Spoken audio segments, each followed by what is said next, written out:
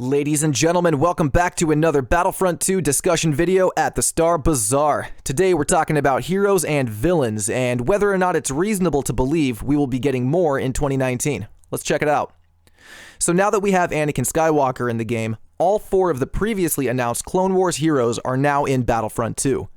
Back at EA Play last year, on June 9th, we had the announcement from Dennis Bronville that we would be seeing these 4 heroes as well as a new planet, Geonosis. That announcement took place 4 months before we saw the first new hero from that batch of 4, General Grievous. What I want to do in this video is look at where we are in 2019 right now, how much time we have left until the end of the year, and look at how reasonable it would be for DICE to develop and release new heroes in that time, all while taking other factors such as movie releases into consideration. So right off the bat, we have to get Episode 9 out of the way. It is currently tracking for a late December release, meaning that if we were to get new content from that movie, it would either arrive in late November or late December, right alongside the movie's release. Since we're talking about heroes, I don't want to make the assumption that a new movie means new heroes. Just look at Solo and the second season in Battlefront 2. We got a good amount of content, honestly, but no heroes, so a movie release doesn't necessarily mean we will be getting them. Episode 9 will probably be more popular than Solo, so it wouldn't surprise me if we did in fact get new heroes, but without seeing the movie, it's really tough to say who they could be.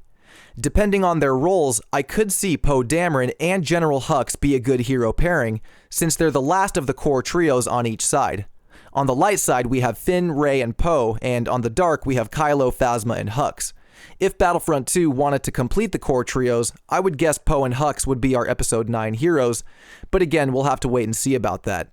So with all that said, it's probably safe to assume we will be getting content based on Episode 9, meaning we have until now and about November to see new content not related to that movie. March is already planned out, large-scale game mode, lightsaber changes, etc., so we don't have to worry about that. April, though, is another story, and here's what I think could happen. We have Star Wars Celebration coming up in Chicago next month, where EA and the new game Jedi Fallen Order will have its own panel where we get to learn more about it. The advertising for that panel has said that Fallen Order will lead Celebration when it comes to Star Wars games, with other games such as Galaxy of Heroes and The Old Republic available for fans to try out. Well, it wouldn't surprise me if DICE is keeping a Battlefront 2 panel a little hush-hush, where they plan to announce new content coming to Battlefront 2. We were told that a roadmap update is planned for this month, so we'll be getting new information regardless, but I think Celebration would be a great time to go into it a little more and get fans hyped for what's to come, the same as Dennis's announcement at EA Play last year. Let's look at the timing too, because this is important. Last year, we got the announcement of new heroes on June 9th. We didn't see the first new hero until 4 months after that, in October. And yes, DICE was in a bit of a shaky position at that point, having revamped the progression system and working on getting the game to a better state.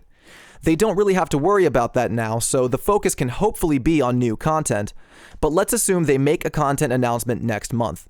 That leaves from May to November to see new content, a space of 6 months.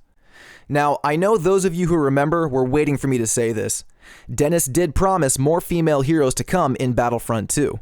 This was in fact over a year ago, but it was said after Phasma was introduced, and we've only seen the gentleman from the Clone Wars era so far, so it can still apply. So with all that in mind, let's get into some speculation, because I do have some ideas of how and when we would see these new heroes. It has been lightsaber overload lately, which is not a bad thing at all, but for the sake of keeping things fresh, I would assume the next hero pairing would be blaster heroes, just to take a break from sabers.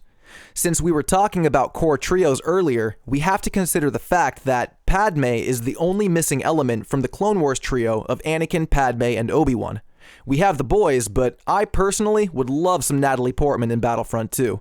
She fits the bill for a female hero, she's a popular character, and if Luke and Anakin can fight side by side, so can Leia and Padme. So let's say that we get Padme, maybe in May or June. She has a few possible options for a dark side counterpart, so let's run through that list real quick.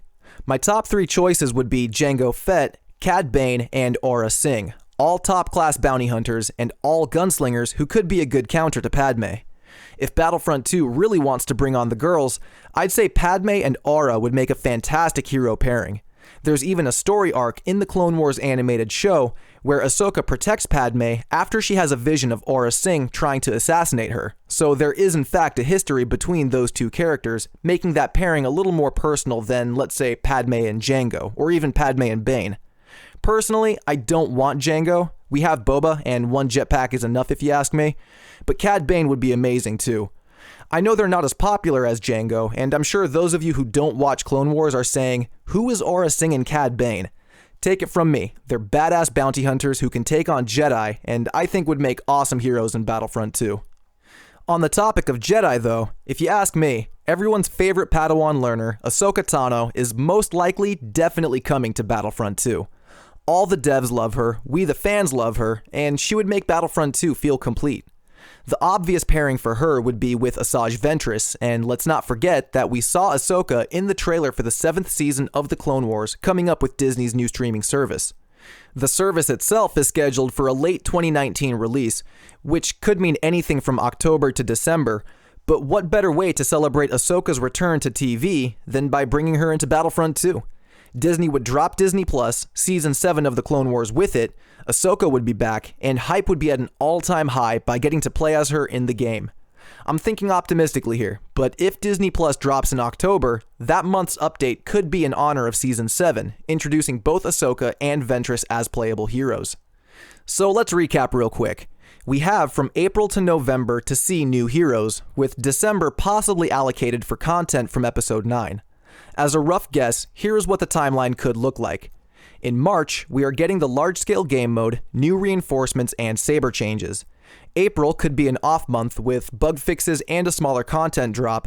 Then, in May or June, we see Padme and her bounty hunter counterpart. We enjoy those two heroes for a few months, then in October, DICE releases Ahsoka and Ventress in honor of Clone Wars Season 7. We have fun with our new saber heroes for a bit, then in December, it's Episode 9 time, and whatever content they have planned for that. All of this seems pretty reasonable because there are a few months in between each hero drop, letting DICE fill out the other months with some different content, like maybe a new hunt mode or something. This would mean at least 4 new heroes, letting Dennis keep his promise of more female heroes, and also giving the players new content. But this is of course just discussion and speculation, because we have no hint that we are seeing any new content after this month. I'm sure we will be if they're releasing a roadmap update. They wouldn't be doing that if there wasn't more to come. The question is just what the content will be and how big we should expect future updates to be. But these are just my thoughts, guys. Let me know what you think in a comment below. Do you think we will see new heroes or no? I think the timeline could definitely allow it. It just depends on what EA allows DICE to do with that time. That's it from me though. If you like this type of discussion video and you want to see more like it, hit that thumbs up button for me to let me know, and consider subscribing if you're new. I appreciate you all stopping by the bazaar. This has been your boy, Turkish Delight, and I will see you all out on the battlefront. Peace.